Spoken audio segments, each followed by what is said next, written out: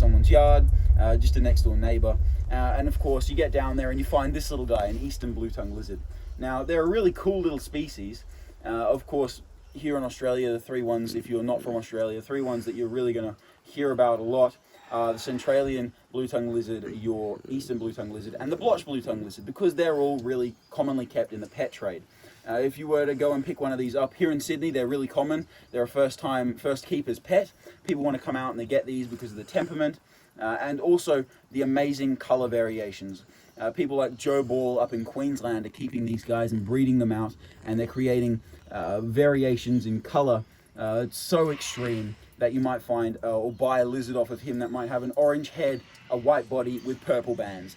Insanely cool lizards. Now, if you take a look at him, he doesn't look very different from a normal blue-tongued lizard.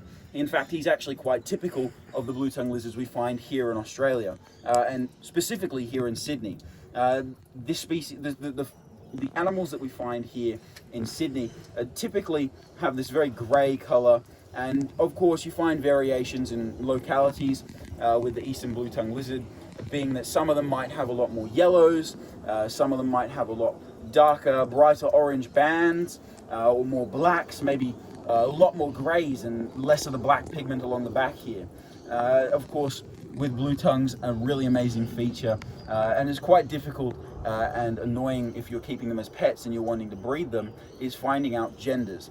Now, here I believe to be a male. There's a couple reasons I believe that, and I'll get to that in a minute. But in terms of finding out genders in captivity, this species is quite hard to identify. You can't identify them like a bearded dragon, how they have the testiculars down the bottom, and you can see the little bumps for a boy and for a girl. With the blue-tongued lizards, of course, there's nothing there. There's nothing nothing you're able to really go off of to define the animal's gender.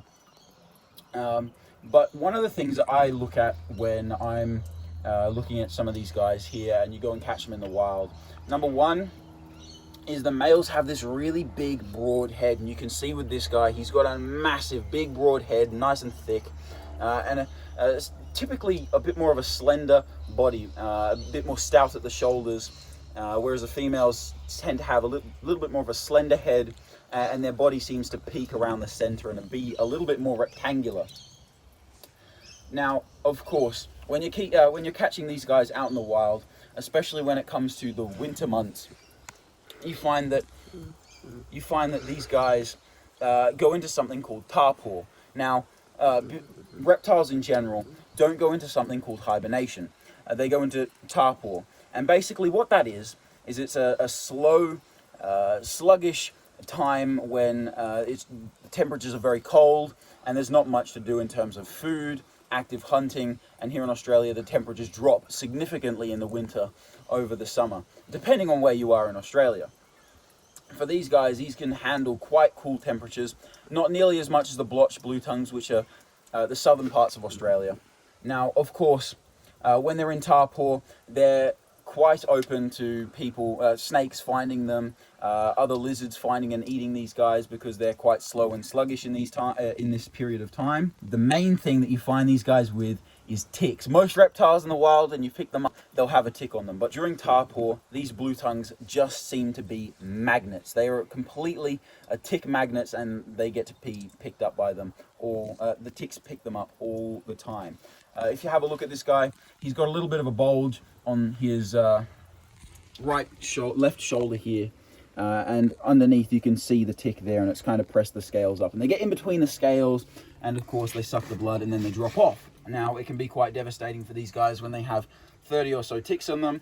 Maybe 2 or 3 of those are paralysis ticks, which means that this guy probably won't live if these guys aren't taken off of them, which is what we're going to do in a bit, and I'll show you that right before we release him. Now, of course, when we release him, we always release in a location that is very close to where the animal was found, if that is possible, if the person wants to get rid of the animal. Now, in this case, the person didn't want this animal around because they had dogs and cats on the property, and being a very conscientious owner, they didn't want this animal there. They felt that when they first found it, they were like, snake could hurt our dogs. Now that they understand it's a blue tongue, They weren't too worried about it being there, but they were worried about their dogs attacking it. They also have cats there, which, as we know in Australia, they're one of the most annoying animal pests here in Australia, right behind foxes and cane toads, and they cause a massive amount of destruction.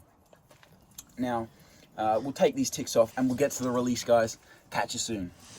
Hey guys, so here comes the important part. Of course, we have to return this little fellow back into the wild where he came from. I've chosen this little area because it's really nice. It's got some water nearby. Of course, lots of little nooks and crannies. It's not too wet. It's quite dry actually, but there's lots of dirt, leaf litter, lots of little areas, bits of foliage that he can get under, and things that he can move around on. So let's put him into his little new habitat.